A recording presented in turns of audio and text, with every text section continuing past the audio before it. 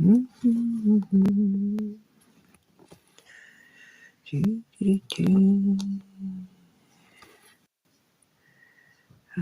Andy, can you pop to my channel, please, to see if I've got a live stream going?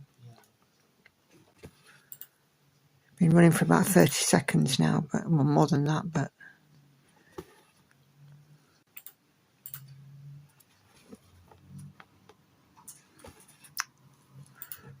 Ooh.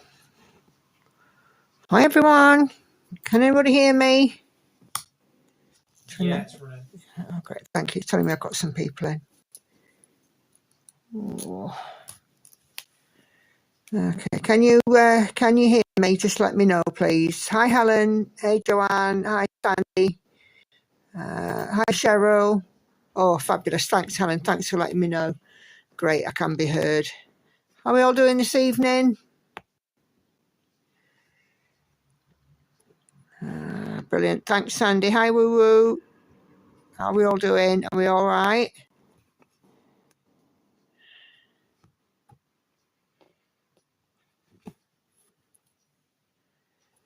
Just getting some She Sleep stitches in after getting to 50% this week or last week. Kind of spurred me on a little bit. Yeah, I'm all right, thanks, Helen. Yeah, been a busy old week, even though I was off work Monday. Oh my goodness, the last 2 days have been really busy. I was planning to look at new streaming software and just didn't have the energy more than anything. Hey, Katinka. I'm good, thanks. How are you doing?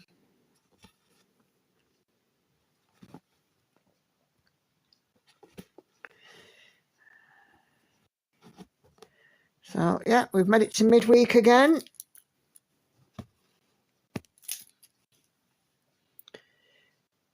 Yeah, dear. Soon be Christmas. Did I really say that? You did.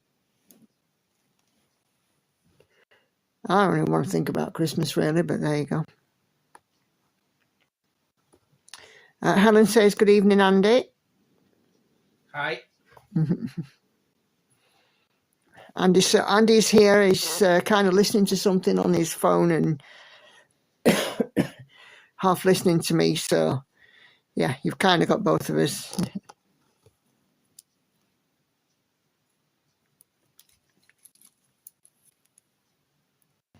Okay, let's zoom in a wee bit. Oh, my goodness. That was not pleasant. Sorry about that, chaps. Yeah, I don't want to think about it, Sandy. I think that's the thing, when me and Hannah were away, there was nothing really, Christmassy out there.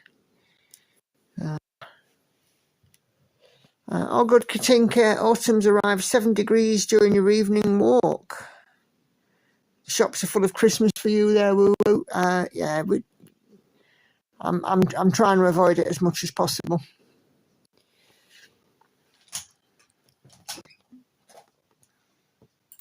I'm here now. Are you there now? Yeah.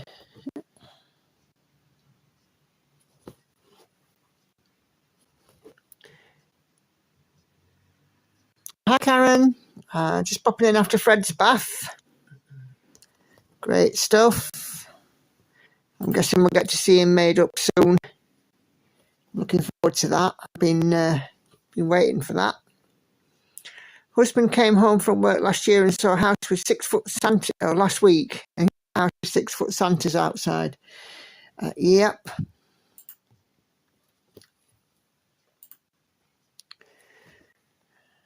Got a house opposite us that's all sort of decorated up for Halloween.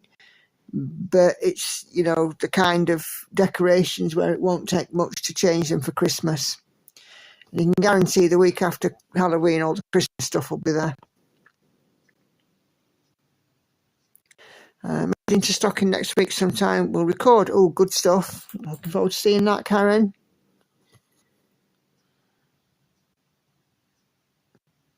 Oh,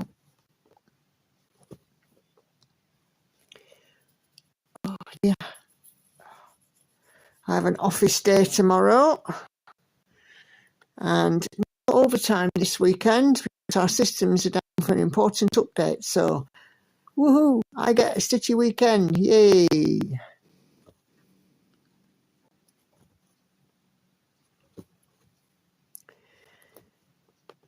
I planned in some overtime, but obviously if there's no system, I can't do it.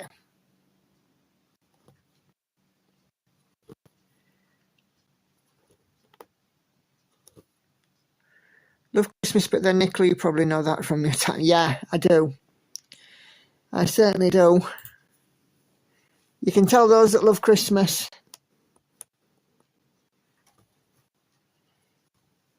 Hey Carla, how are you?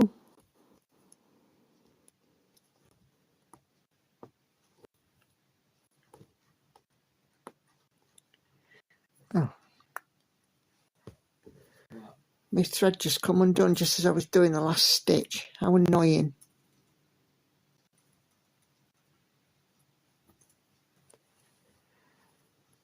Oh dear. Put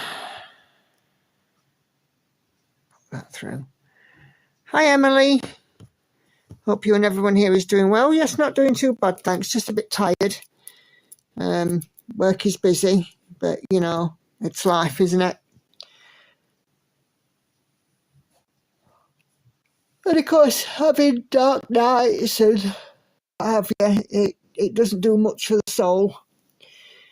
I said to Andy just this morning actually, roll on, you know, spring and summer next year when it's light at 6 a.m. again.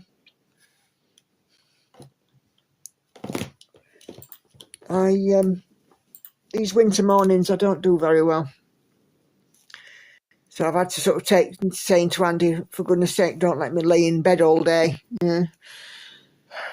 If it doesn't get me up, I might not want to get up. I have to get up myself. Yeah. This is the thing.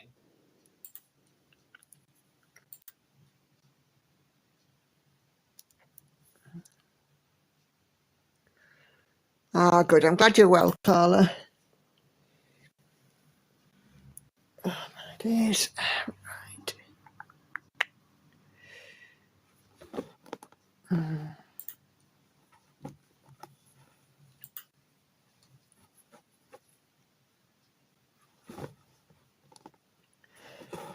Really proper enjoying stitching this piece of late. So, hi Leslie, how are you doing this evening? Excuse me.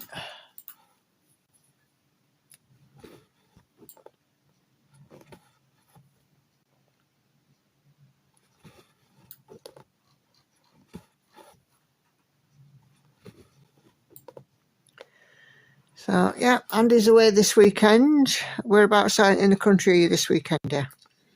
I'll be in Rushcliffe, Nottinghamshire. Ah, so Andy's off to Nottinghamshire this weekend. So it's me and the girls. Hannah needs to take a trip to Meadowhall. As there's no overtime, there's a possibility I might knit with them. I don't know. I haven't decided yet. No, I don't want to do that.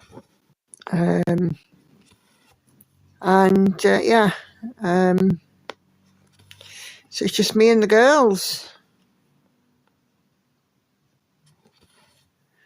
Oh, I'm glad you're doing well, Leslie. It's all good.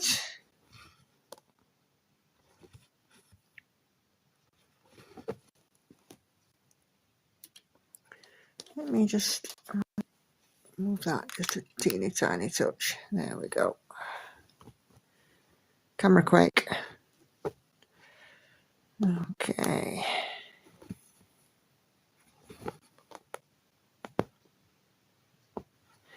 Not been long. I'm hoping that this weekend this will certainly be filled in and I'll be back over the other side. Because pretty much Saturday I'll be able to dedicate to this piece. Apart from a couple of oddments that I have planned. And I use the word oddments just to keep the mystique.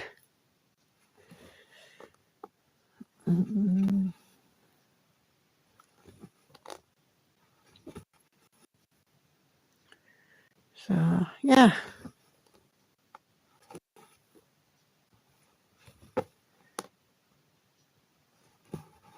And I seem to have settled down after our trip at the weekend. We went on Monday and picked up a couple of bits because she lost a bag. I don't know if you remember from the live stream on Sunday, she lost a bag. We went and replaced some of what was in that bag. So she's a bit happier.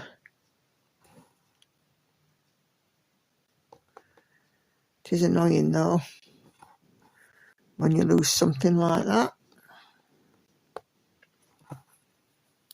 Hey Ashley, how you doing this evening? I watched your floss tube earlier. It's nice. Not seen one from you for a bit. It's nice to watch.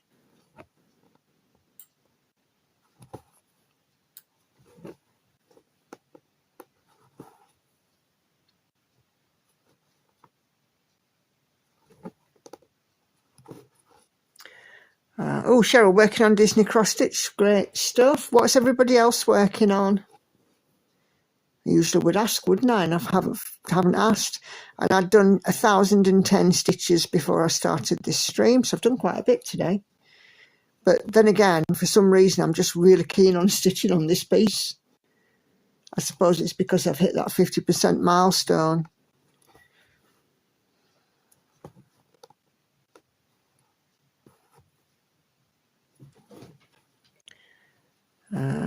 Thank you, Nick, I'm doing well. Thank you, how are you? I'm good, just a little tired, but, you know, it's midweek. And, you know, I've just been saying about how here the days are much shorter now and it's getting dark early and it's not getting light until later on in the morning. And I don't manage very well when it's like that. I prefer it to be, I prefer the light mornings. But it is what it is.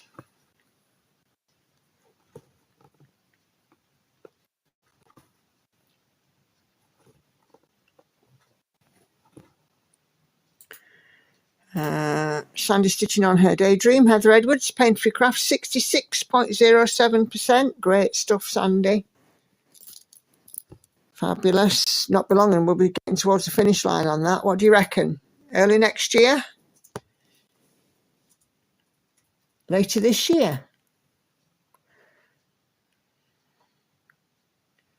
Certainly looking forward to seeing it when it's done.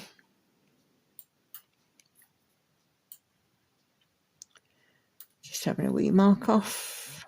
Okay. Hi Kelly, how are you doing? We have a new horse in the stable, says Ashley. She's a yearling filly. We have to get her used to harnessing a whole lot. It'll be interesting. But, you know, sorry, just getting a Freddo. Yeah, definitely will be interesting. No stitching for you, Kelly, right now. Quilt top of the Christmas tree star laid out on the dining room table, finishing the last two borders. Ooh. And Sandy says, hopefully early next year. Great stuff. Cheering you on there, Sandy.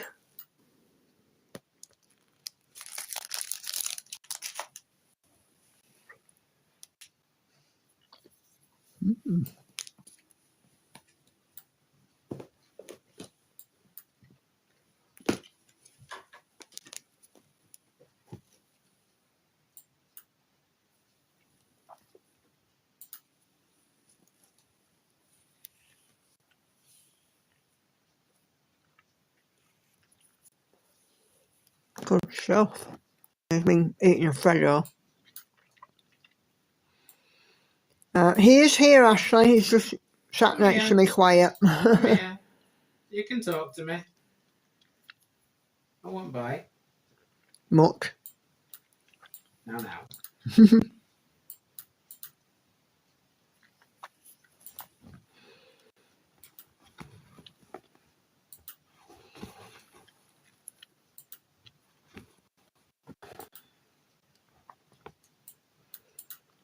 So, Kelly can chat for a bit. Then I'm going to my mum and dad's place.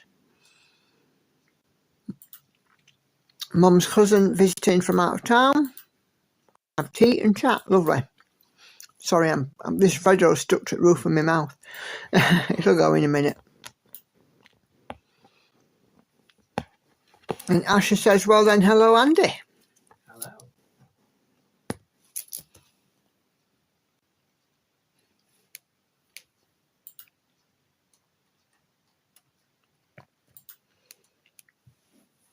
Let me just busy clickety-clacketing on his computer. I'm not doing anything particularly important right now, so if you want to talk to me, you're fine. Are you planning your weekend visits, or have you already done them? No, that's all done. I'm just tossing about a minute. So you're actually officially just keeping me company then? Yeah. Ooh. Nothing wrong with that, is there? Nope. That's right. Nothing wrong at all.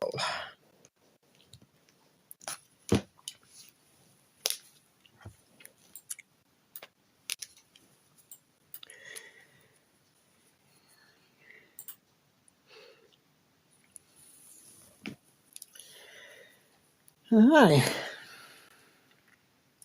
Quiet evening. Girls are both upstairs. Don't know what they're doing. But hey, as long as they're in separate rooms, that's fine. They'll be not fighting.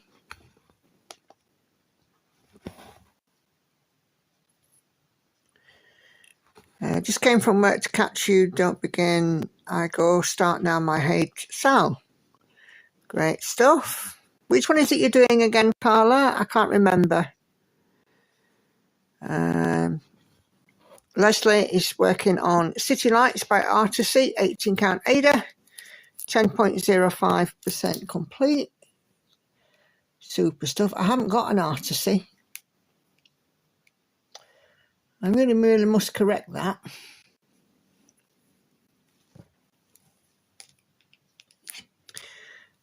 Bri, hi Nicola, I watched your video on how to prevent the stitches from slipping on 25 count. That was so helping. I was struggling on 25 count and have different kinds. What brand of 25 count fabric do you recommend? I use both DMC and Zweigart fabric. And I think what I'd say with it is, you know, the Lugana I've had is a Zweigart one as well. I don't think, to be fair, there's much to choose between them. But obviously, like Lugana is softer than the even weaves. So if you want something that's not going to slip so much, then 25 count, easy count or magic guide is going to be slightly better because it's going to be stiffer. But Lugana, Linda, Monaco, etc., tend to be much softer. In you know, from my perspective, so I find them a lot softer anyway. Okay. Oh, Carla, you're working on Astrology Cat, 90% done. Santa's Toy Shop, Donna Gelsinger, 0.19%. Ah, that's your new chart, isn't it? I saw that earlier on. And Bryce still working, so no stitching. How much longer? I love the 9 to 5 life because I can plan my stitchy day now. And of course, working from home, it makes it even better.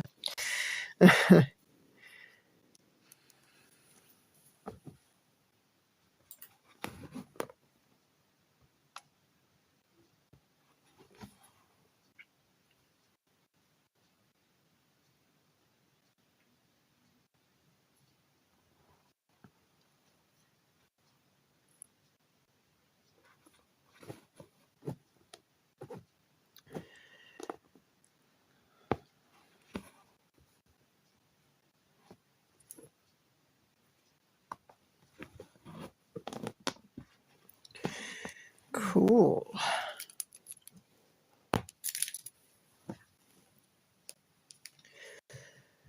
Oh my days. Yeah, so Karen also says it's a technique for stitching over one that prevents your stitches from slipping.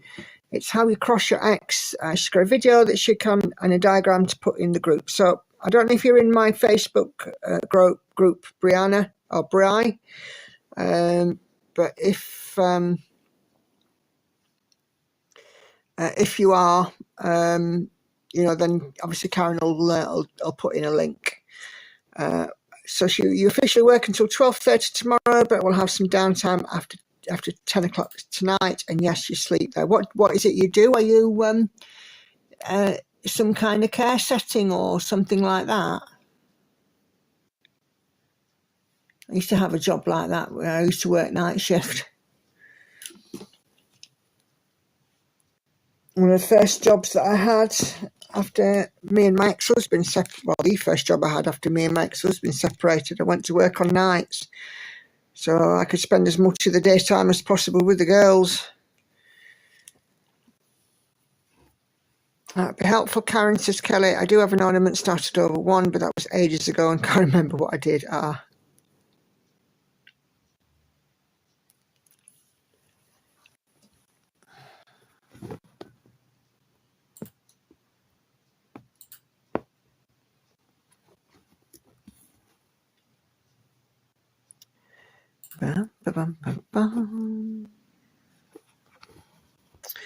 Our group home for teens between 14 and 20.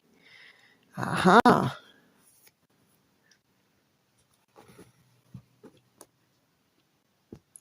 My daughter works in a care facility for adults who need extra support. It's independent living, but kind of supervised. She's on the cleaning staff there. She quite enjoys it.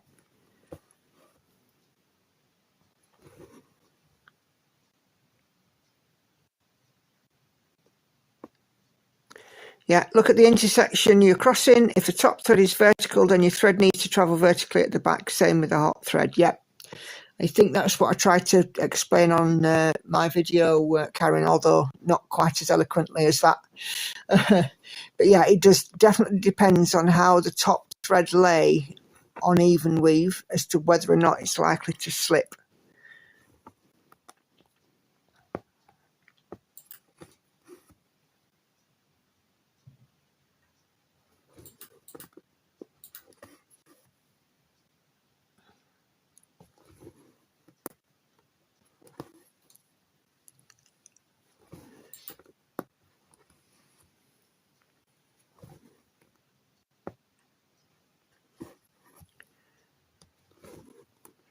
Yeah. Dum.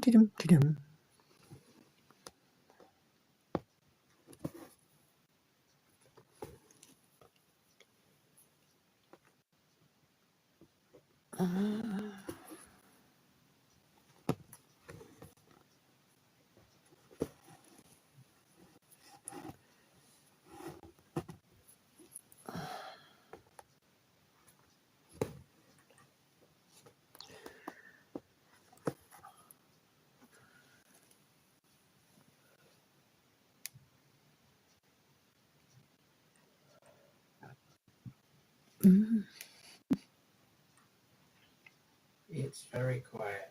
Yeah, it is, isn't it? It's a good thing. Why? Because the girls aren't fighting. You know what you've done now, Nikki? You've gone and jinxed it. Yeah, well, I've Any jinxed it. second now, they're going to start. I've jinxed it before. That makes sense, says Kelly. Karen, I actually did look at that 1/1 ornament the other day. My stitches look fine, so I likely did them that way.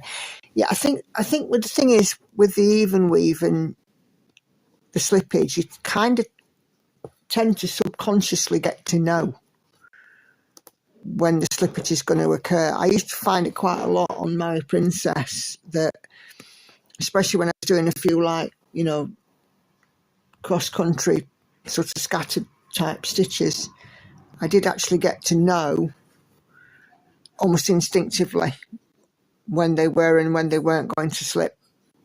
So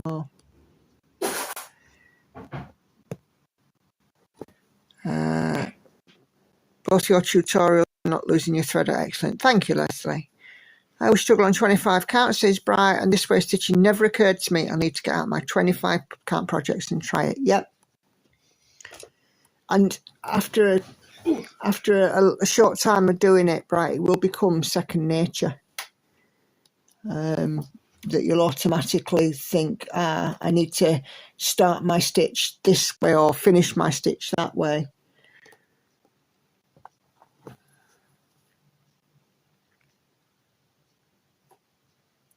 I believe the fabric is 25 count mushroom Lugana that the ornament's been stitched on. Yeah.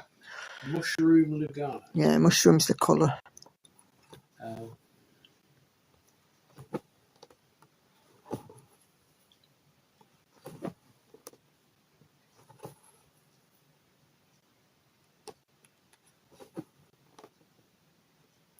Having a beer, dear?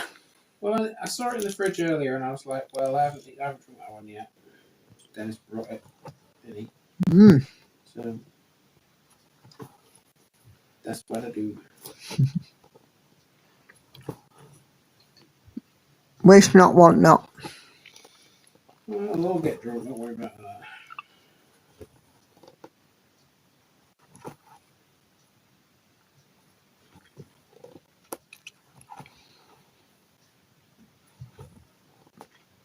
You've still got some Canadian beer, haven't you? It's been in there for ages. It might be out of date now.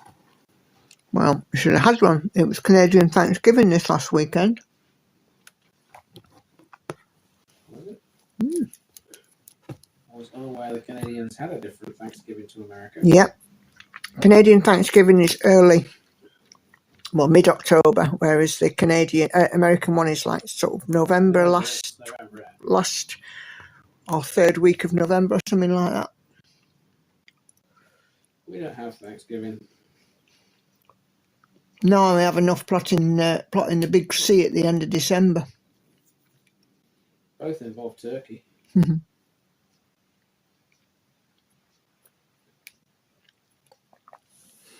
Or, according to my Canadian ladies, turkey or a ham. Oh, excuse me. Thank you. Yeah, another question. Sometimes there is so much confetti and the stitching becomes bulky. How do you guys deal with that? Wing and a prayer. Surely there's better methods than that. I think the main problem, the main sort of bulky one that I have is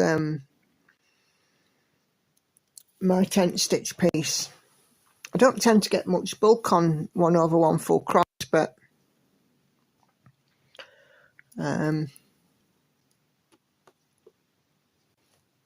it'll happen, but you know, not travelling too far, I suppose, is one thing.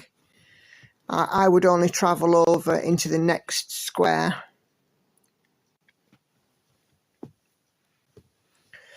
Either over or down.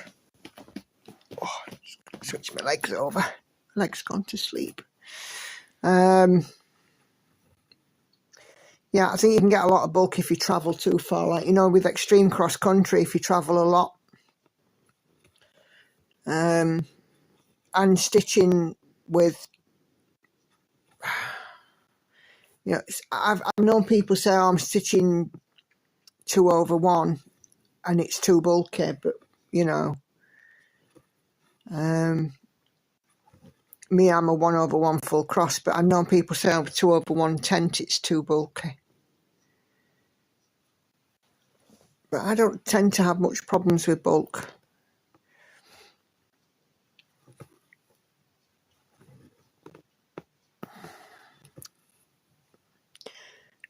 Ashley much prefers ham to turkey. Doing it again, people. You're talking about food. You know what's going to happen now? In a minute, I'm going to go in the kitchen and find something to eat. I had ham for my tea tonight. I had ham and vegetables.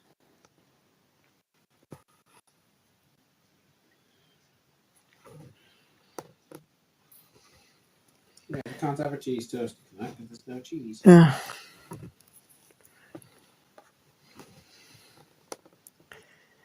You had curry for your tea, didn't you, dear? Yeah, I did.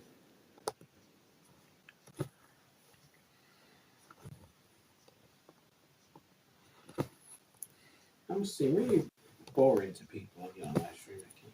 Why? The things I eat, it's not exactly exotic, is it? Well, I don't exactly do groundbreaking stuff, dear. I tend to keep it simple. Yeah, but you're on a diet. Well, no, I'm on a lifestyle. It's more about my lifestyle now, but I still tend to keep it simple. What's your point? My point is that I try and keep it simple. So I have meat, plain protein, and vegetables.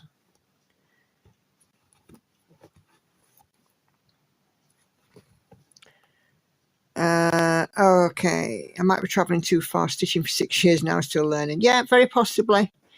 I would just kind of, for me, like this is square here, I would limit my travelling to either that square or that square. Or, that square. Possibly not the diagonal ones, but I would, limit my travelling. That could very well be the problem. Celia has a great question, Andy. This is one which could be your time to shine. Go for it. What is the difference between tea, supper, and dinner? Oh my god. Right, okay. So bear in mind, Celia is in Iceland, I think. Right, okay. So right. It depends where you come from. Yeah, But hang on, 2 ticks. No worries, Kelly. Thanks for popping in, and I hope to see you in the week. All right, you take care and enjoy your time with your mum's cousin. Right, go on, Andy. Right, it depends where you come from. And where you live in the UK. Effectively, it's the same thing. Just if you're up north, you're more likely to have tea. If you're down south, it's more likely to be dinner. Now up here, where we live, dinner is the midday meal time. Yeah. So dinner can be used interchangeably between the lunchtime meal for people in the north and the evening meal for people in the south. Tea can also be used interchangeably because tea can mean tea, a drink. Yeah. It can mean tea as in like an afternoon tea, which is taken around sort of 2:30ish, 3 o'clock, that kind of time. Or tea can also mean the main evening meal, which in the north is referred to as tea, which would be taken at people in the south would be having their dinner, when people in the north would be having tea, but it'd be the same time. It'd be your main evening meal. Basically, if you live down south, you're wrong. And then supper is, the last sort of meal of the day, which would be sort of a light snack kind of thing, and a drink sort of, any time after sort of 7-ish in the evening, I suppose. I don't know what you call such meals in Iceland, but I imagine it's very similar because I know the sort of Nordic countries tend to follow our sort of way of eating. Yeah, but would it be breakfast, lunch, and dinner, or breakfast, dinner, and tea? I don't know because I've never been to Iceland, so I don't know. Because we can all agree that breakfast is breakfast, can't we? Yeah, I think so. I don't think there's nothing else interchangeable that people use for breakfast. Well, if you don't know, if there is, I don't know about it. But like I said, if you live down south, you're wrong. So Celia puts in a word which I'm not even going to try and pronounce because I'll butcher it. Go for it. It's spelt KVOLDMATUR. That is dinner, meaning evening meal. Okay. Right.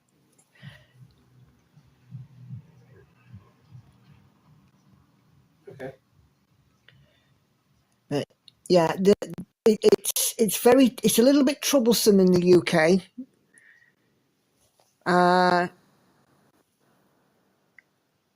So let's have a look. A little bit. Emily keeps thinking of the meal schedule in the Shire, which is breakfast, second breakfast, 11's lunch, and so on. Joanne says she's in Greater Manchester, and we say breakfast, then lunch, then tea, then supper. Yeah, that sounds about right for Manchester, to be fair. You are breakfast, dinner, and tea, aren't you? Breakfast, dinner, tea, end of. Yeah. No, also, up north, unless we are going out for the evening, for a meal in the evening, and then it's dinner. Kvold is the word for evening. Hello, Adria. How are you? So the other big debate that we would have in the UK is the bread roll debate. Oh, no. Bread roll, is it a bun? Is it a bread roll? Is it a stotty? Is it a bread cake? Is it a tea cake? And again, that does depend on where you are in the country. So the English language and the English, some of the customs, I suppose, can be incredibly confusing. We are confusing people. Very much so. Hey, Enid, out on a walk. Adria's better now, her internet's working. Oh, brilliant. Leslie's controversial on this one, and she says it's a muffin. It's a bun, end of. It's a bread cake. It's a bun. It's a bread cake. It's a bun, it's a bread bun. It's not, it's a bread cake. It's a bread bun. When I go and buy them from the Asda for Hannah, they are a pack of 8 or 6 bread cakes. Read the label. I don't care what Asda says. It's wrong. They're a bread bun, and they always have been. None of this batch balm. Yeah. None of this blooming bottoms. Celia says thanks for a great explanation. And Woo Woo. I wouldn't have called it great. Woo Woo says it's a cob.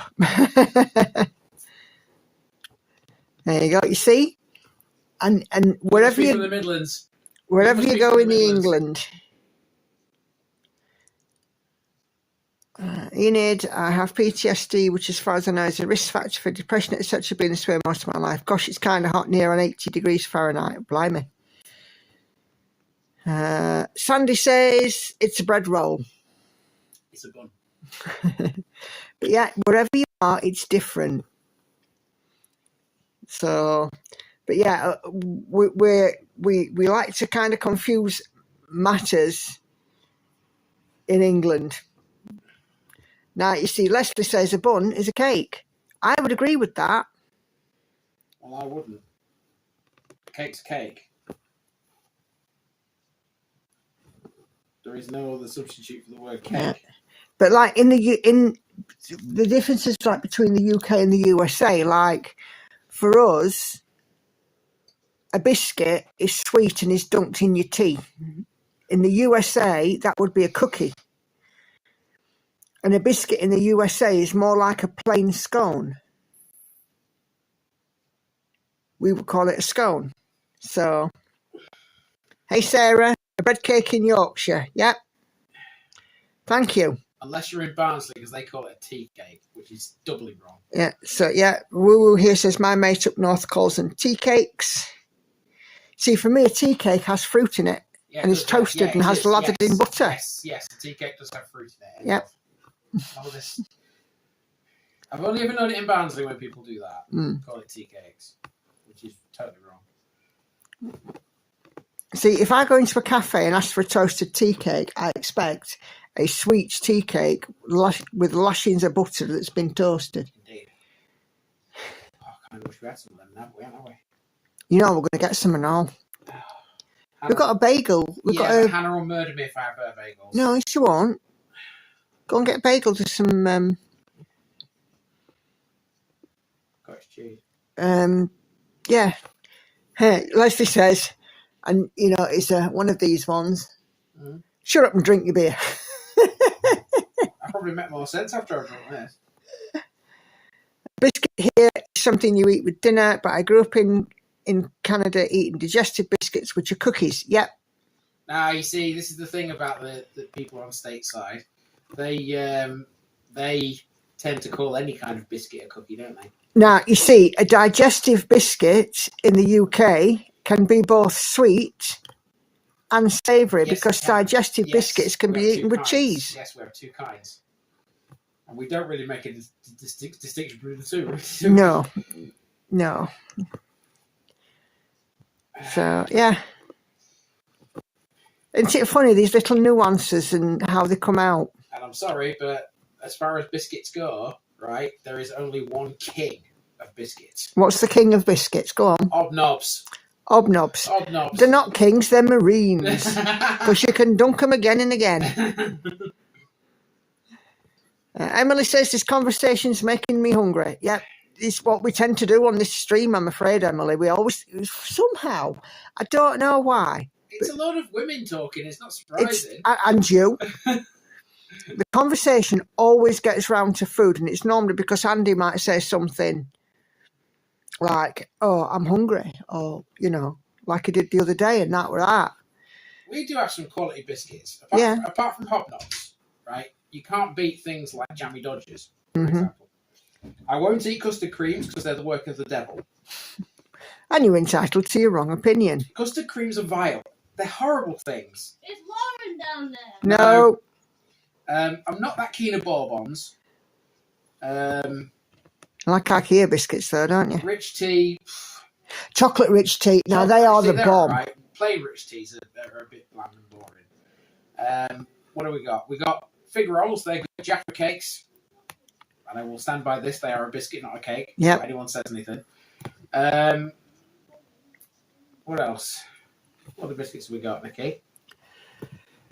Ginger nuts. Yep. Not wrong with a ginger nut. No.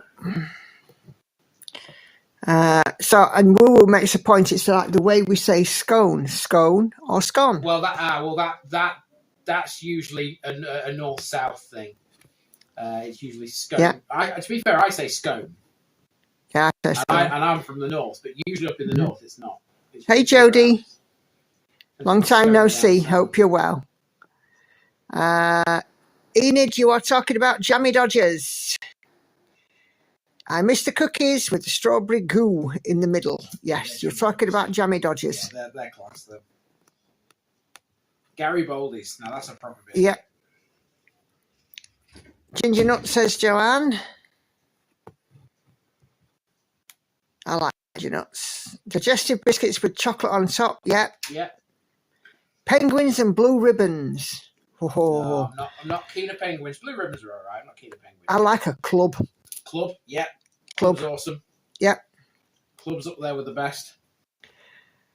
Right, okay. So Carla comes in with this. In Portugal, bread is bread, cake is cake, scones is a tea cake, and biscuits is a cake that's hard. Biscuits is a cake that's hard? Yeah. What's gone stale? No. As in like a crisp biscuit. Oh, right. You know, like Like a Ravita? Like a nice biscuit or a rich tea, which would have a crunch to them. Ah, right, okay.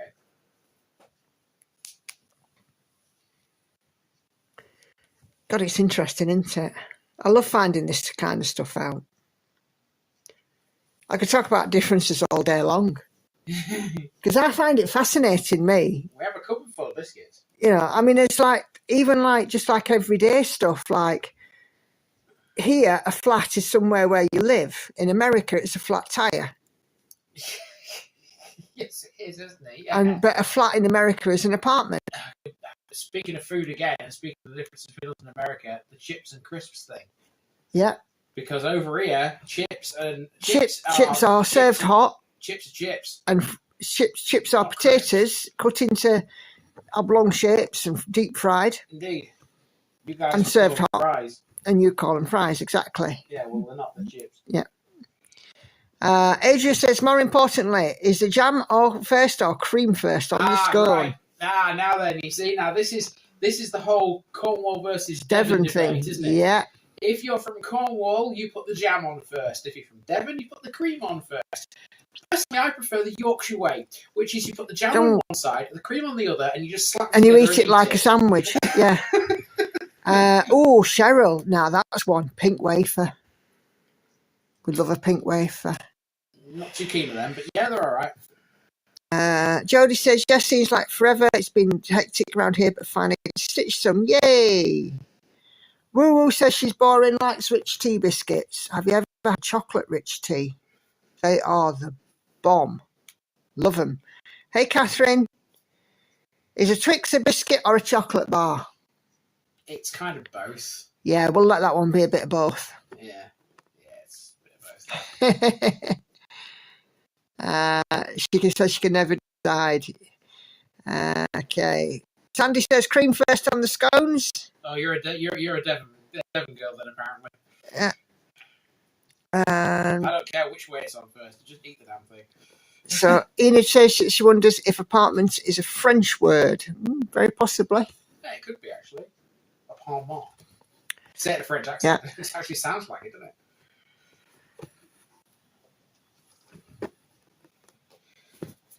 Yeah, it's interesting that I find, like jelly. Jelly here is different to jelly in the States because jelly here is like jam. Well, yeah, but jelly here you would have as a dessert, like pudding. Yeah.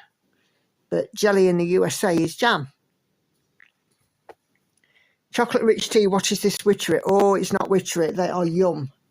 I think you're in the UK, aren't you, Boo Boo? I think you can get them in Aldi. Yes, that's her who said that it's a cob. Which to which I said, yeah, you must be in the Midlands. That's a Midlands thing. That's a Nottingham sort of Leicester Derby kind of thing. Saying a cob. It's not a cob. It's never been a cob. As long as I bloody live, I will stand by that. It's not a cob. It's a bun. They sell Twix in both the biscuit and the chocolate aisle. And plot twist, if you go into certain supermarkets, they actually sell Twix cookies, which they make on site as well. Which supermarket is that? I think it was Tesco's that were doing them. Oh, okay. Who knows? These are kind of conversations that get interesting. Make your mouth water though too. Speaking of supermarkets, how many of your followers know about the great Aldi toy thing? Oh yeah, guys in the UK, Aldi.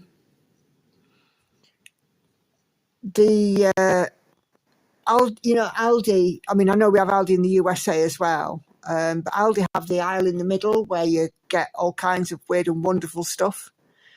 Well, they've started to bring out these wooden toys for children, for toddlers.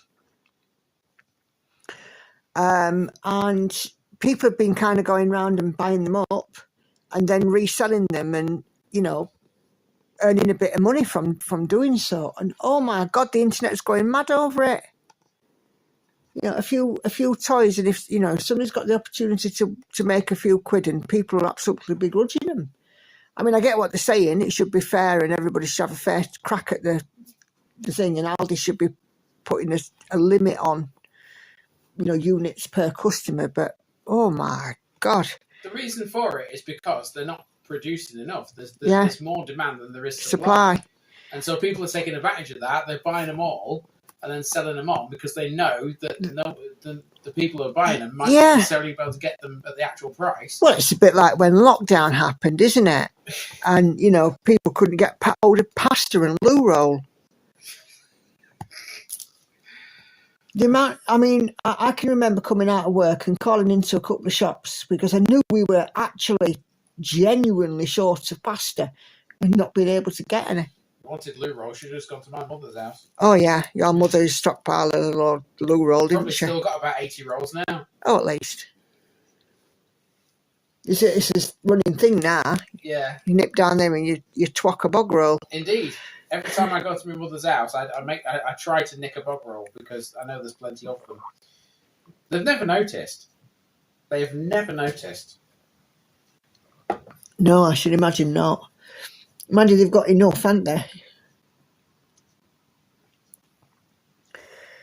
It was quite funny. She said to Andy during lockdown, "I'm a little bit concerned that I might run out of loo roll." And Andy said, "Why? How much have you got?" She says, "Well, I'm down to my last 84 rolls." And we just fell about laughing, didn't we? Yep.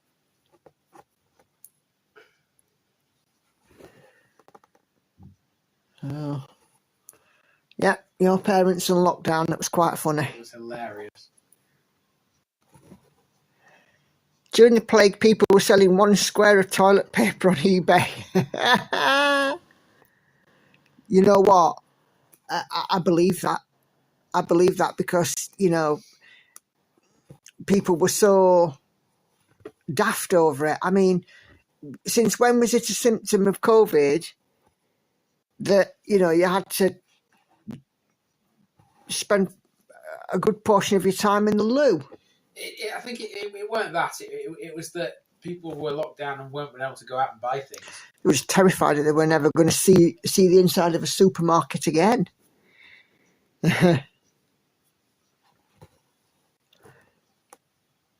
And, you know, the silly thing was, right, they were concerned about contact and contact spreading of coronavirus.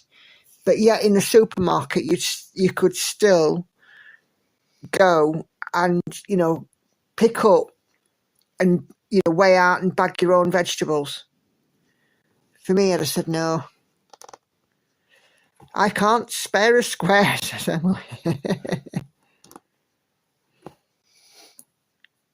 Yeah. Yeah, so even now, you know, a couple of years after, we still, every time we see Andy or speak to Andy's parents, how many loo rolls have you got? I'll find out at the end of this. At the end of next Yeah. month. End of next month. I don't think I've known her of less than 50. Well, I'm going to find out. Like I said. The end. No, it's the end of this month. Hang on. No, end of next month. End of next month. That's right. Yes, that's right. End of next month. End of next month. You'll get it right. Yeah, it was, you know, some of the way that people were carrying on over coronavirus was ridiculous, really. Yeah. People literally fighting over the last loo roll. People's contingency plans if they couldn't get hold of any loo roll. Mental, wasn't it? And, you know, we didn't at all stockpile anything. Me too.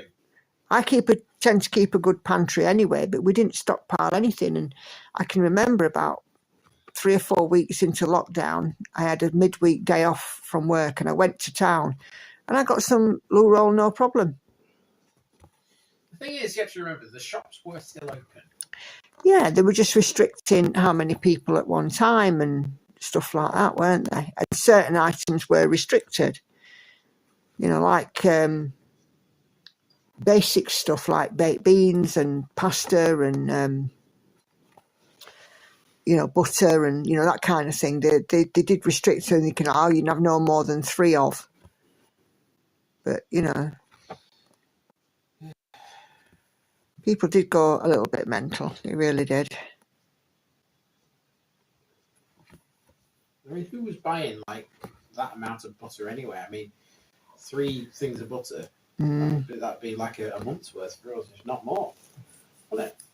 You'd be surprised though, because a lot of people did actually. I think one thing that lockdown did do was that it reminded people that they could cook from scratch. Yeah. So, you know, they didn't have to go and queue up for cakes, for fairy cakes or buns or whatever it is you want to call them, because with flour, sugar, butter and eggs, you could make them. My shopping habits didn't change during all that madness. Either didn't seem to have any shortages here. No, mine didn't. But I mean, I tend to keep a good pantry anyway. We've generally got something to make a meal in the pantry, haven't we? Yeah. And you know, I always sort of make sure that I've got plenty of wash powder in, washing up liquid, you know, that kind of thing. But yeah, I mean, some people here were just crazy. Absolutely crazy. Right, we've talked about food enough now. You're going to go and get some. Let's see if there's any bagels. Enid, was people hoarding sanitizer that expires? Yep. There's a little too much fear created because of that. People reacted very scared. Yes, absolutely. Yeah, Jodie, they did start cooking their own meals and desserts. Are these the only bagels we've got? Yeah. I don't know if there's still some cinnamon ones in the thing. I didn't see them. They'll be fine. They were only bought on Monday. They're still in there anyway. Yeah. We usually make our own meals, but I did do some bread baking, birthday cakes, muffins. Yeah. One of the things that we did during lockdown, which we hadn't done for a while, was we went to the local farm and bought a sack of potatoes. Because if you've got potatoes, you can make a meal. You know, jacket potatoes, chips, mashed potatoes, boiled potato. You can, you know, roasty. You can do all sorts with potatoes.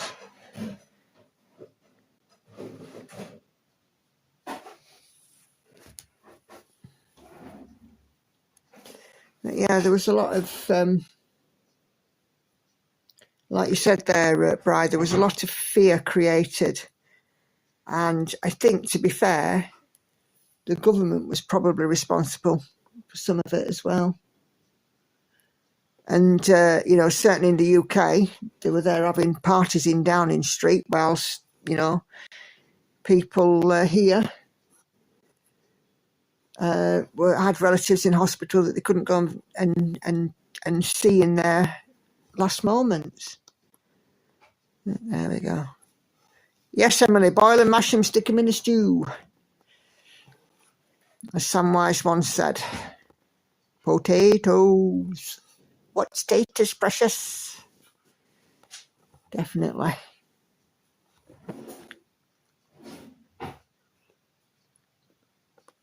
You can even make bread with potato. Make a potato bread, potato falls, potato cakes. So much you can do with them. Bubble and squeak. Ugh, that's horrible. There's no wrong with bubble and squeak. Bubble and squeak is horrible. Right, for those people If you had nothing to eat, though, you'd eat it, wouldn't you? For those people out there who don't know what bubble and squeak You is, shout. well, I was in the kitchen. I'm not. For those who don't know what bubble and squeak is, right? It is basically, it's the work of the devil. It is mashed potato and sprouts and any other vegetables that you may have lying around, leftovers, shall we say, that's fried.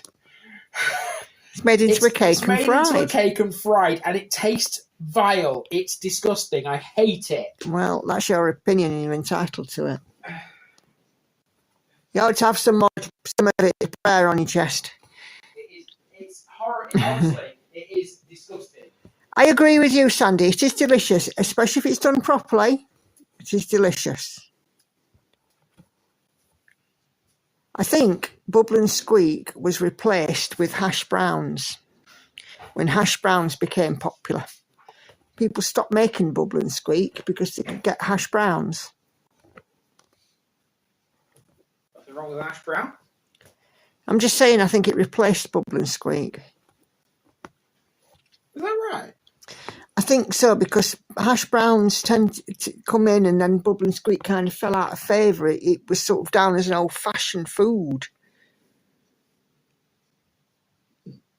Well, now that I think about it, they are quite similar. Mm. You know, but hash browns are just godly.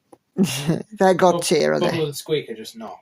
What is it again? So it's mashed potato with whatever leftover vegetables you have. So like sprouts, carrots, that kind of thing. Mixed together and then made into a cake or a patty and fried. And it tastes disgusting. And you're entitled to your wrong opinion.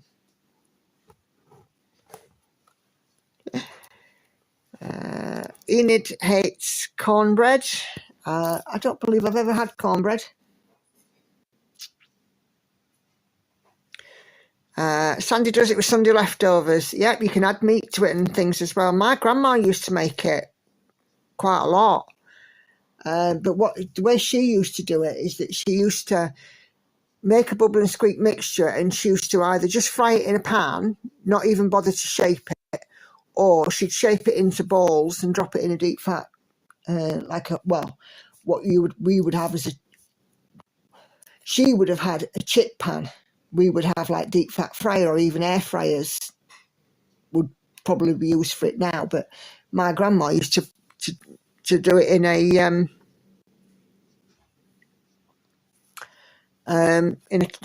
chip pan, like a corn fritter. Yeah, mashed potatoes, corn, and fried like a pancake. Yeah, no bacon, no sausage in the bubble and squeak. I think you can add if you choose to. Enid, it's one of those recipes you can chuck in what you want. Joanne says she'll have to agree with you, Andy. It's disgusting. Thank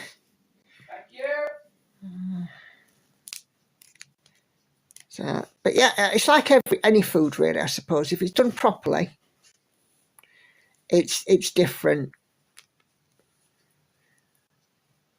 My ex-husband used to love haggis, and when he made it, it looked awful. He used to buy himself a haggis, and he used to steam it and stuff, and it looked awful, and it always used to make me go bleh. But I went to Scotland a few years ago for an event, and we were served haggis as part of the starter, and it was delicious because it was done properly. Well, my ex-husband, he didn't do very much cooking. Everything was bland. Haggis, that's also godly. If it's done properly. I'm sure it was done properly. When you was in Edinburgh. Yeah. Has Andy had hash brown patties? Yep. Yeah. I have.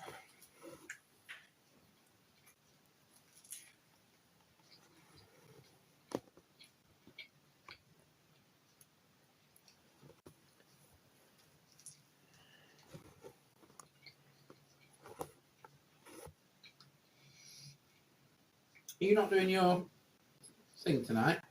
I am in a moment.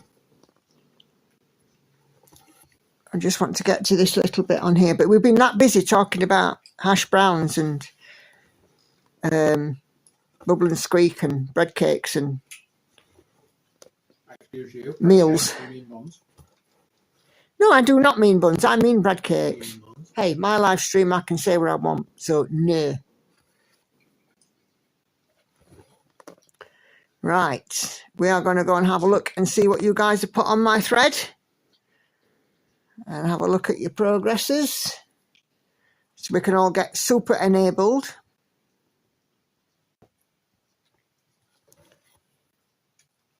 I seem to have done loads in this today.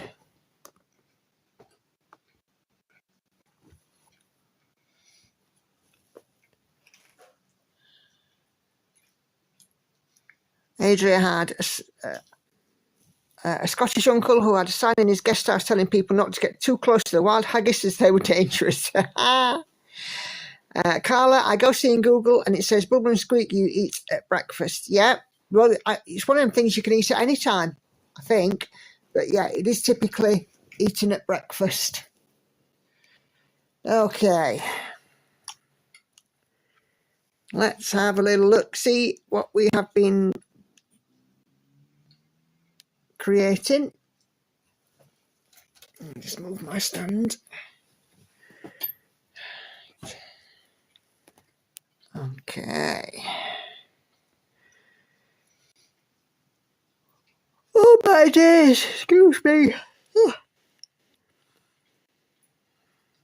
Yes, Adria, you have to beware of wild haggis season. Are you enjoying that, dear? Mm-hmm. You've got cottage cheese everywhere. Are you bothered? You've got it everywhere. Wow. You've got it all over your face. Yeah. And you've got it on your Rudy. Not really. It was. Well, I tell you, Andy's eating this cream cheese and what have you. Oh my gosh, look at that. I don't know why it's doing that. And it looks dead happy at the moment.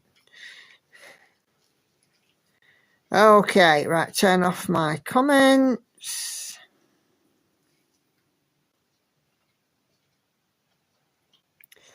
Okay, let's see what you have been working on.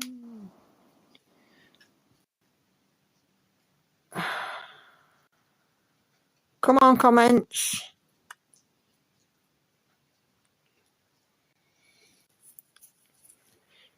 All comments. Haggis have one leg shorter than the other so they can get round the mountains, says Leslie. Okay, Enid is busy working on Satsuma Street's Kato Lantern. And if I'm not mistaken, that's on paper, perforated paper, isn't it, Enid? With some lovely bright Halloweeny colours in that.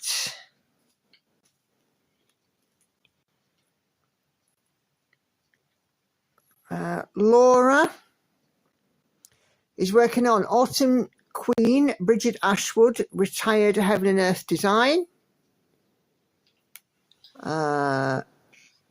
25 count, 1/1 full cross. And I do believe that she shared the full image, so we're going to have a look at that in a sec. But that's looking really good.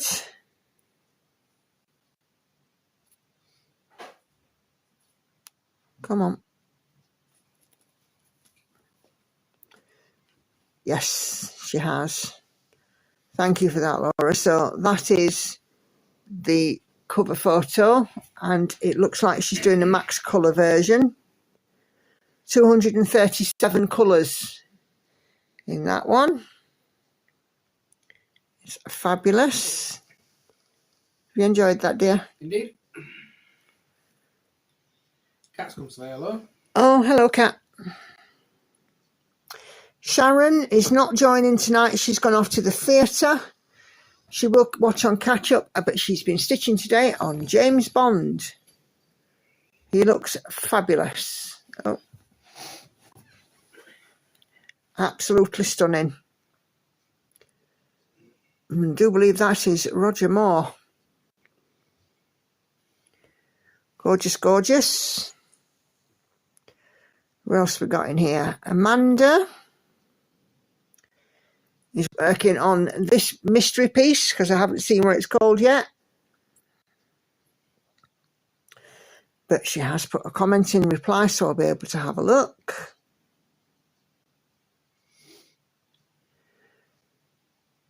It is Charting Creations, snippet of Westy watching Robin. Artwork, the McNeil Studio. And 90 colours.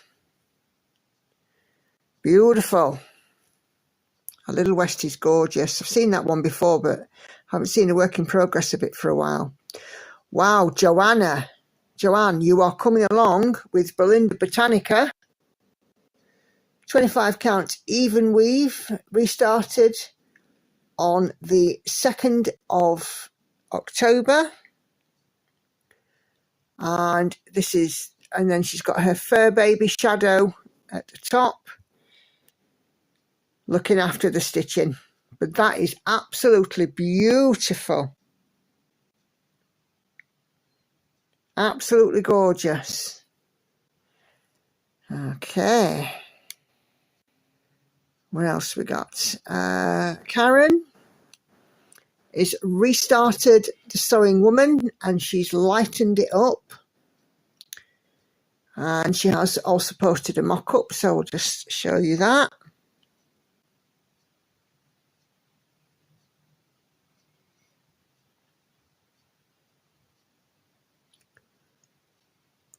And that is the mock-up for what Karen is working on.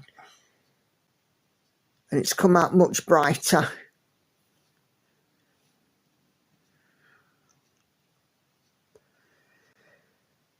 Okay, Ashley is working on Julia the Firefly, can't speak, Princess, which is a Bella Filipina. Looks like some hand-dyed fabric there as well.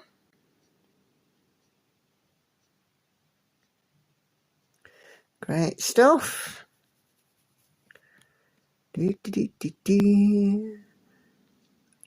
Tori is working on this piece, which is called Bountiful Harvest by Rinna on Etsy. 25 count, 1/1, and it looks not far away from a finish, that. Fabulous, lovely bright colours, and I like the modern design of it.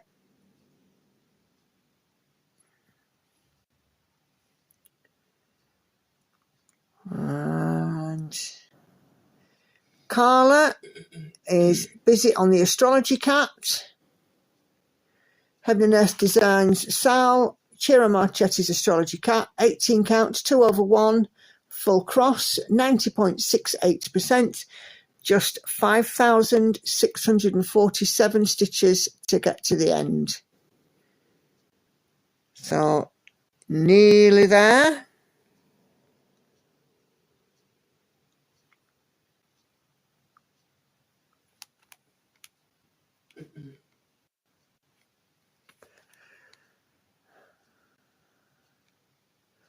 Oh, yes, I apologise, Joanne. Yes, that's the mock-up for Belinda Botanica. See, not far away from a finish on that one. Beautiful. Okay. Have I any more? Yes. Celia starts on Santa's Toy Shop by Donna Gelsinger. 0.19%.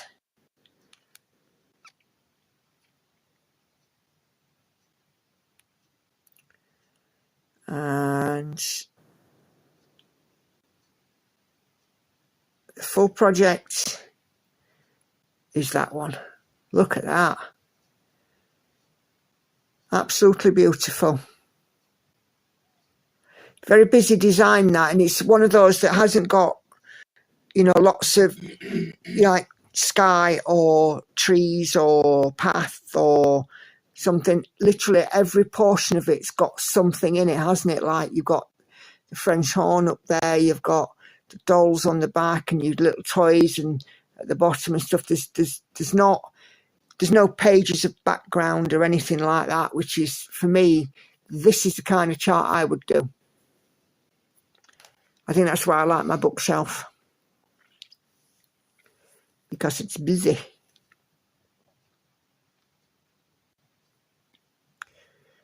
Okay, and then Danny, Cash says she's going to have to watch on replay, but hopes we have a good stream. And I just want to share as well, there's a couple of other ones here. So Emily is working on Deadly Aquarium Sal by Lola Crow. And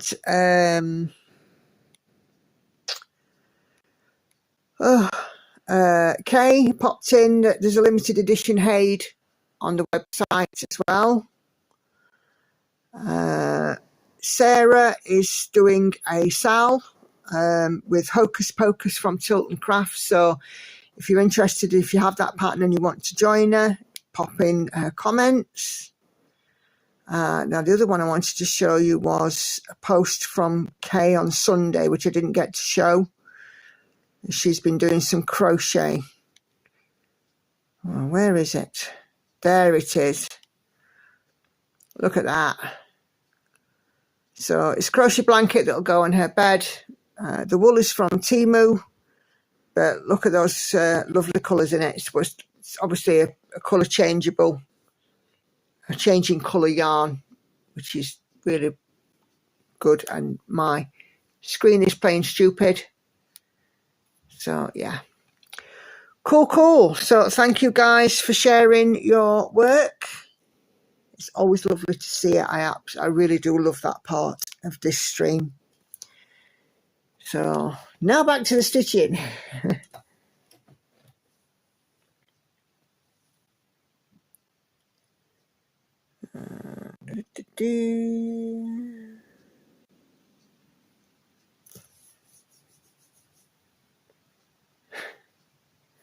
Okay.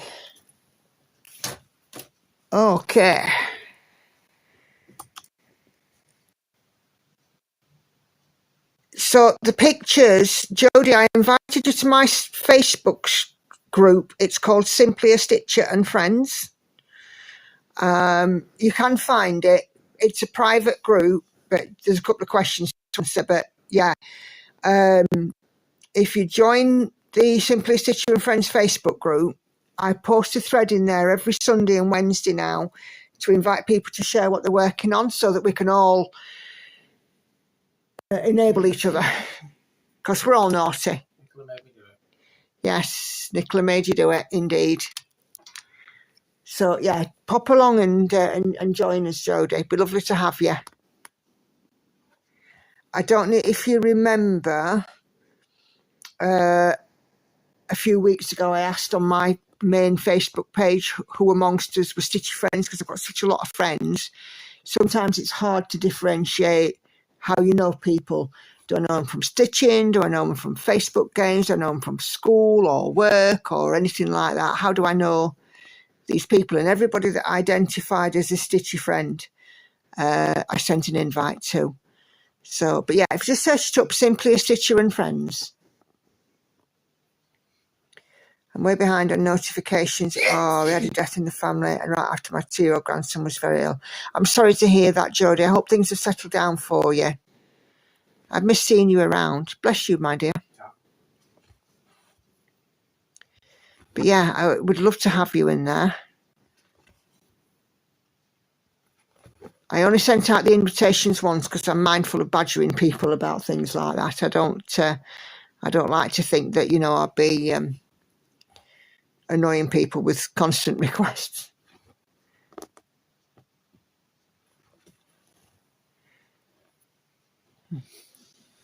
But yeah, there's over 200 people now in the Facebook group, which is really terrific. And the good thing is it's not confined to stitching. So I've got stitchers in there, I've got people who quilt in there, I've got people who have a favourite recipe in there or a favourite floss tuber. I've got lots of floss tubers in there who share, you know, when they've done an update, you know, that kind of thing. And it's just so nice, you know, to do this kind of thing. And then, like I said, you know, when I get the thread on a Sunday and Wednesday, we can all live vicariously through each other. So, yeah.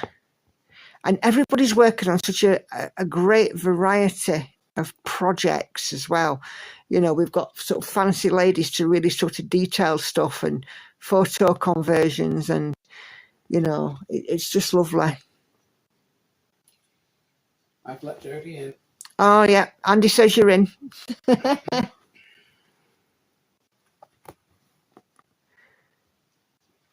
Invited by Celia. Yeah. Just got the estimate for my dog's surgery. Excuse me from while I faint. Oh, dear. Yeah. Celia says on the chat here, sent you an invite. So Andy's approved you, Jodie, so you'll be in there automatically, I think.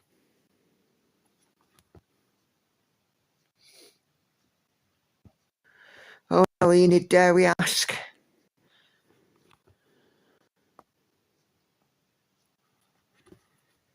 $2,200 plus. Oh my goodness.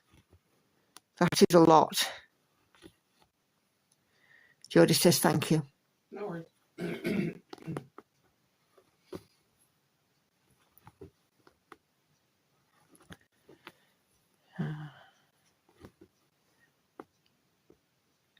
And will you have to pay that all at once, Enid, or can you do it in a bit at a time, or?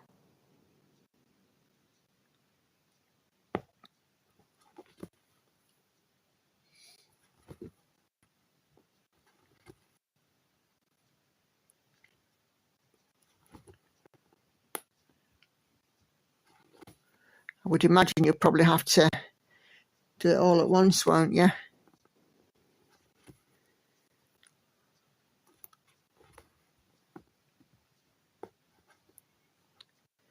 Knowing veterinarians, it's all up front. Yeah, I would imagine, but, you know, it's worth an ask if you can spread it out a little bit. My husband says not to worry, but that's a horrific expense. Yeah. It is, but hopefully you get a good outcome.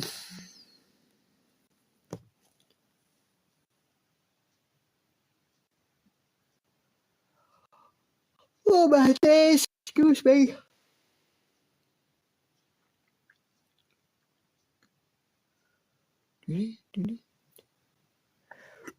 Oh, excuse me. Hiccups now.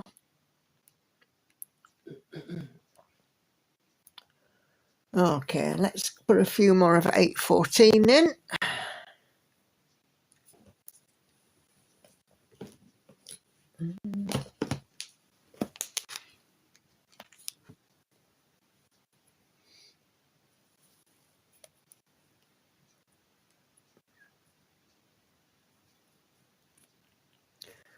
Oh.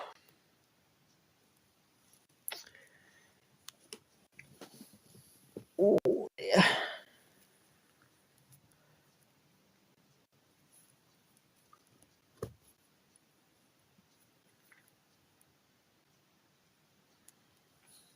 Yes, we'll keep your fur baby in our prayers as well.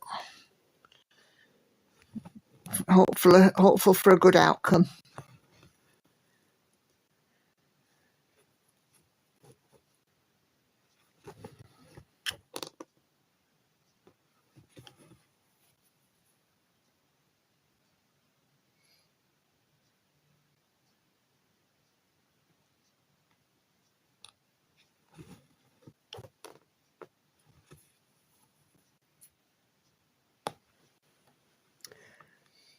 If you want us to do CPR, it's 400. Blimey. You even charge for that? Crikey.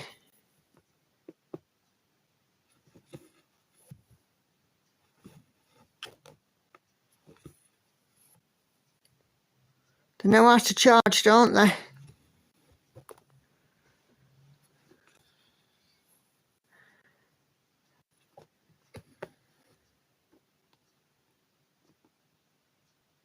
So 2,200 plus anything extra that happens to occur as well.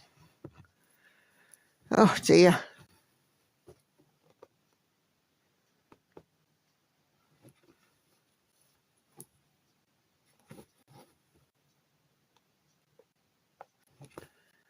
That's madness.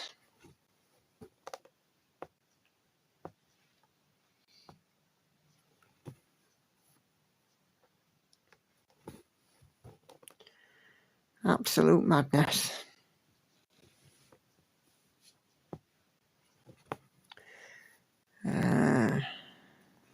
Yes, which currency? Is it US dollars or?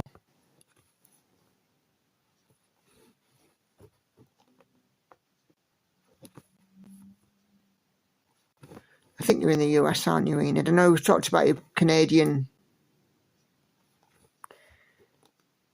heritage. Had to think there.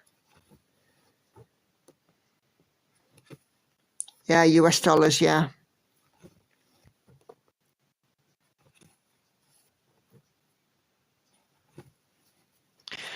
I would say it could have been worse, but I don't actually think it could. That is some bill or some estimate. I've never heard of such fur babies crashing because of the doctor and they want to charge for CPR. Yeah.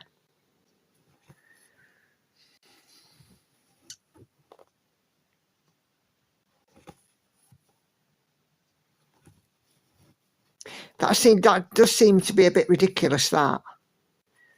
Charging for CPR. I'd say, no, I'll come and stand in myself, and if the dog or pet needs CPR, I'll do it in my flipping sen.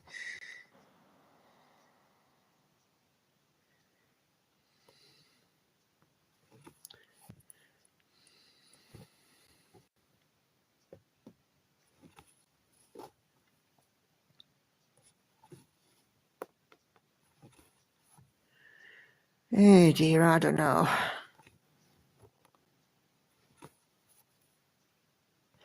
I suppose as well, because it's a vet, it's an expense that you will pay because, you know, you want to do the best for your pet too.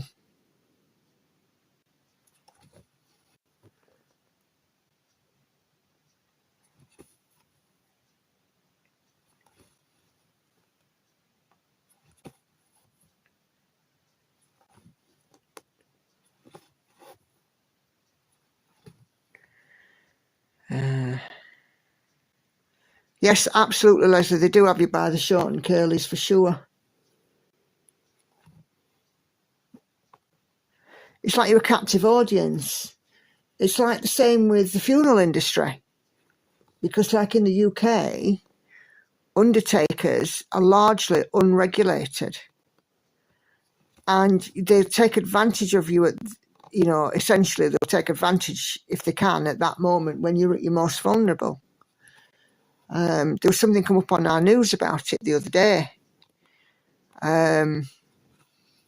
About, you know, there's been calls to have some regulation, and they've said that if you need a funeral home in the UK, to steer away from the big chain ones, because they will just upsell and upsell and upsell, and they will take advantage of you in your, you know, in your time of need.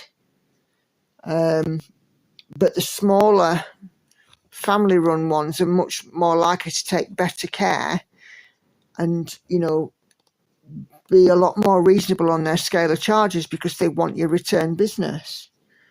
But I was quite shocked to discover that the funeral industry was sort of largely unregulated. I mean, there's like an association and, you know, like a professional association like there is for most professions, but still, you know, it's essentially, it's like a license to print money. Oh, it's raining again, dear.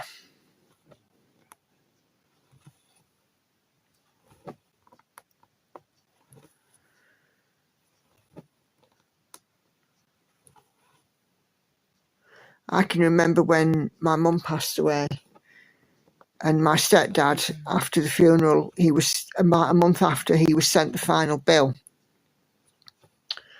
And my mum and him had been quite sensible because they both got a prepayment, a prepaid plan.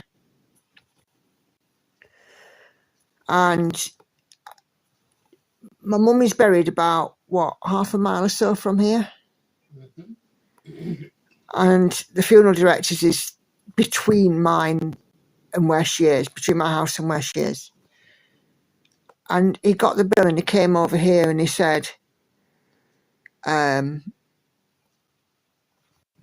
will give everybody I come across from here on in this piece of advice. Make sure that your relatives know your wishes, and for goodness sake, have a prepaid funeral plan. He said, because I've got this bill and 90% of it is covered by the plan. And if we hadn't have had the plan, we would have absolutely not known how we would have paid for this funeral. Because even with a small family-run funeral home, it was still the thick end of, I think, about 7,000 in the end for my mum's funeral, which is shocking, you know.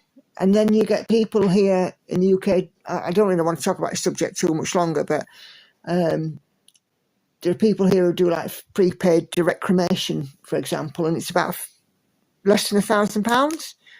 But then a full burial like my mother had, you know, you're talking 6 and 7 times that amount. Ridiculous.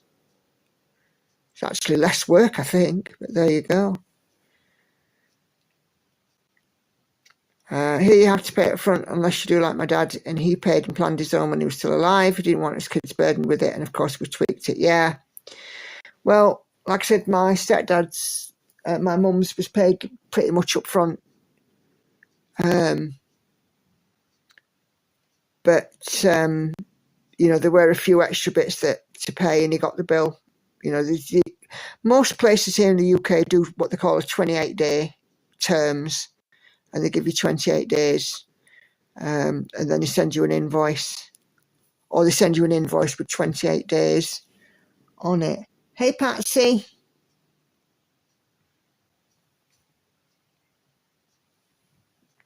Have you made it safely? Is it to your, I want to say it's to your daughters. Am I right? Did you make it down there safely?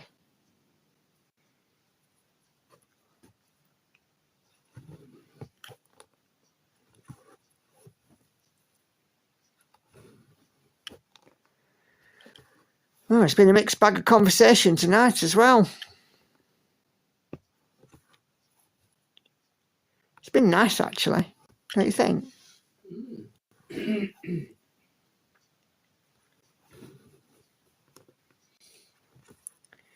Just popping in before bed. No worries. Good to see you.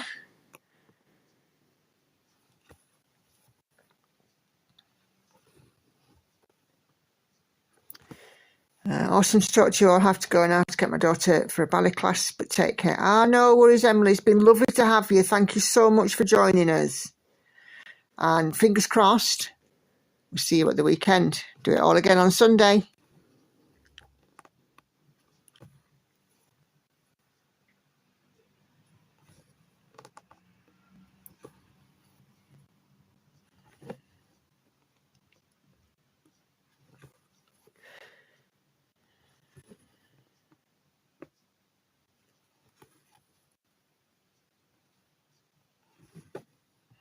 Not my daughter, she lives near me. I came down with you. Right, okay.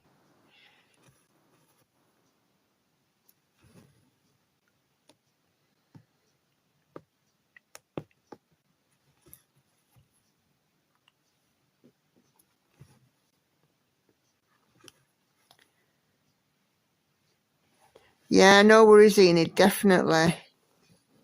You do want to make sure that they're in the picture, as it were. I'm feeling hungry now. I shouldn't be. My stomach needs to shut up. It's having a bit of a growl again. Sometimes I sit here stitching away and I can hear it gurgling away and I'm thinking, no need for that.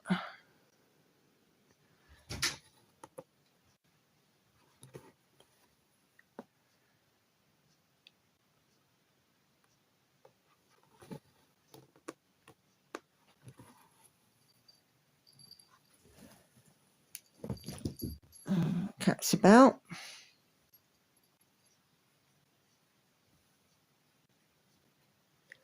Sounds like it's chucking it down. Yeah. It's too warm down there where you are, is it, Patsy? Send some of it up here. I'm freezing. I can't ever get warm.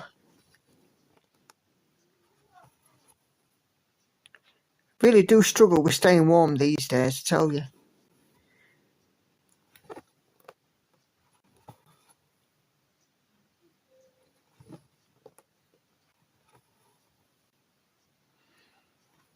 It's quite good actually when I get in bed because Andy normally wraps himself around me and then I wrap up in a duvet like a burrito. And we stay warm, don't we, love?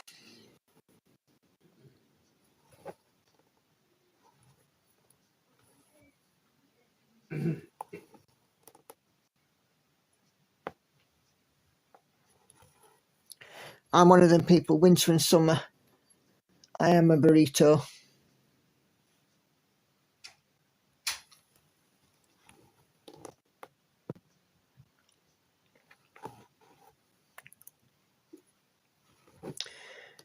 Leslie, going to have to love and leave you. It's been great to see you Sunday, hopefully. No worries, Leslie. It's been great to have you. And thanks so much for joining us. Love it.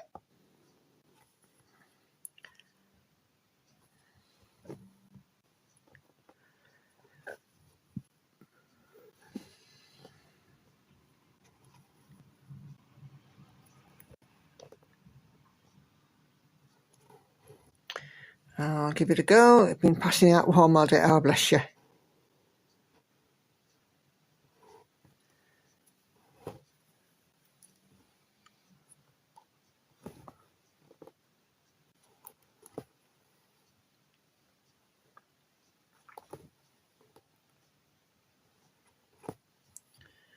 Yes, when Hannah and I went away at the weekend, she bought a new jumper.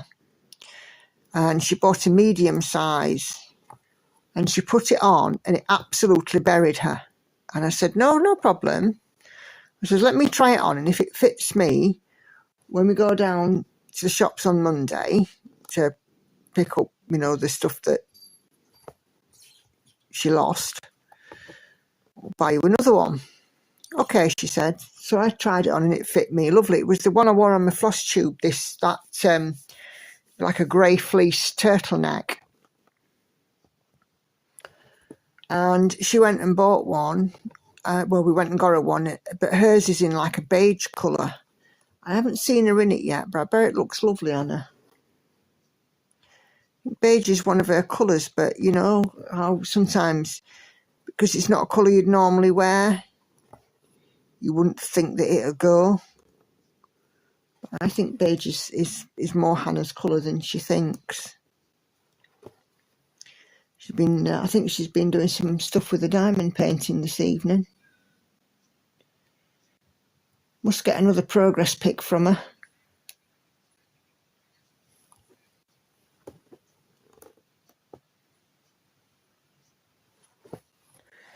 Jodie getting close to a hoop move, just hit 40.01. We'll post a picture when I get it out of the hoop. Super job. Just remind me what it is that you're working on again, Jodie. Okay. Yeah.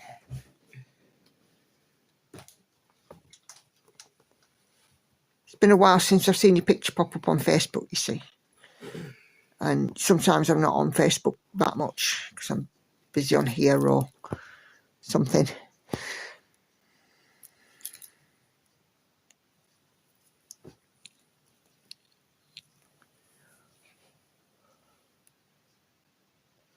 My stomach's having a right old growl. It needs to hush.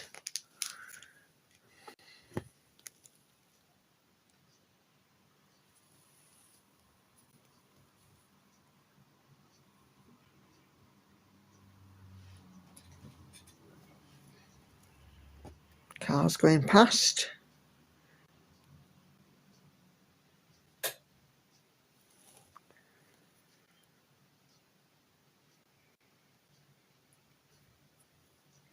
Can you hear that dripping sound? Quite that fast dripping. It's outside, that's next door. Yeah. This is next door, yeah.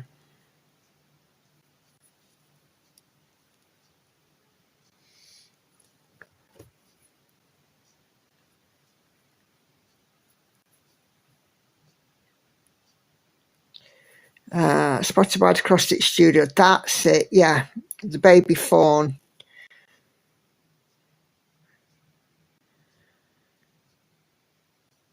Abraham Hunter. Thanks, Jodie. Yeah, I couldn't remember. I had it in my head it was a deer, which is close enough, but still. Hi, Laurie. How are you doing this evening? Good to see you.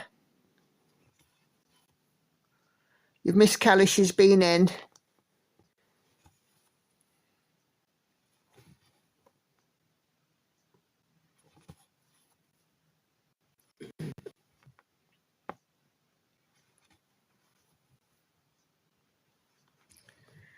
I have to give my cat hamsters in and she presses me when I try and make myself a cup of tea. Ah. You know, the only thing that my cat will eat of, you know, human food, as it were, from by hand from me at the minute is cream cheese. She likes a dot of cream cheese. But she also likes Marmite. She'll eat occasionally with Hannah, she'll eat some crisps or crackers, cheesy biscuits. But yeah, she's fussy. I put it on a small plate and put it up on the kitchen table. She puts her front paw on the table and eats it. Ah, that does sound cute, Enid. Yes, I'll try and snap a picture next time she does it so we can see in the group. Love to see that. Standing on a dining chair. Oh. Cats that think they're human. But then again, we do treat them like we're human because we talk to our animals, don't we? Like that they can understand every word that we're saying. And to be fair, some animals probably can.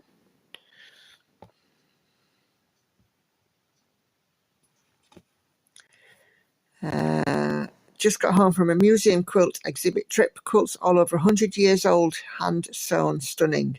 Went with Laura Lynn and another good friend. Brilliant. Sounds fabulous.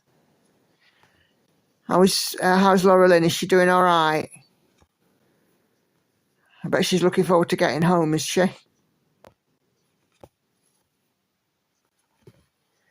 I don't post many pictures of it because you can't really tell till out the hoop what I've been working on. It looks like background, but I've actually been stitching on the back. Ah.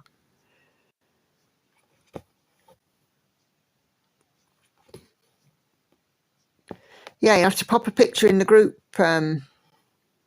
Jodie, for us when it's out. And now you're at stitching. Ah, lovely. Good stuff, Laurie. What are you working on?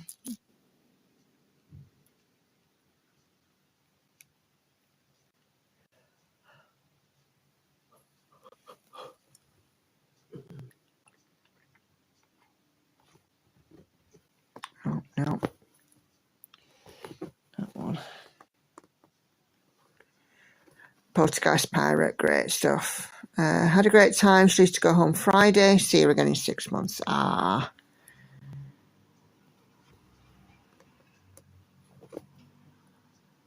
Yes, I managed to catch the live stream yesterday, but only a small portion of it because I was working from home and I started watching it, and then all of a sudden calls came in, so I had to stop watching because I needed to take calls, which was a bit of a shame.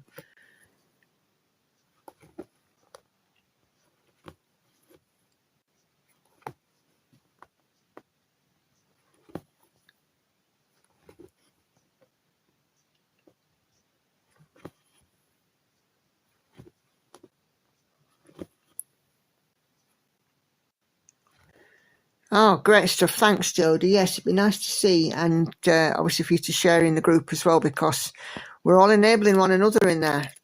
We really are. I think Celia is enabling one or two people with that Donna Gale singer.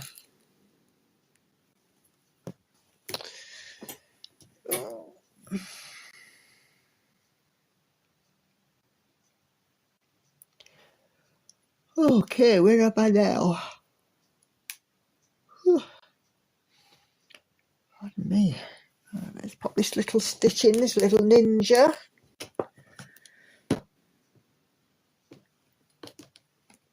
You need to watch a Trick and Treat episode from last Saturday. Oh yes, I shall. I've got it on my list to watch, Laurie. It's been a bit crazy this week. I saw it last Saturday, but of course, obviously, I was away, and then came back on Monday. I had a Zoom chat on Monday, but I was busy all day and trying to get ahead with my filming. And then Tuesday, I was back to work, and it's been crazy the last couple of days. It really has. So.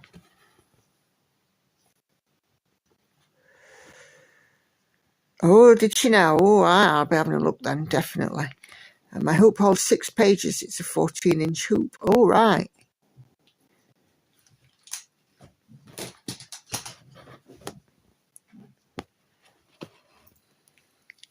I am not working this weekend. There's no overtime because they're having a big system update.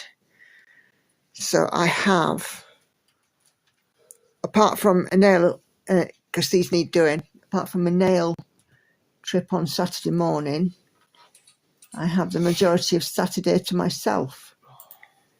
So I will be watching. Right. I am afraid, ladies and gents, if there are any, I am going to have to cut this stream a little short. We're at 1 hour and 3/4. But if I don't go now, there will be a minor accident. I need Zulu.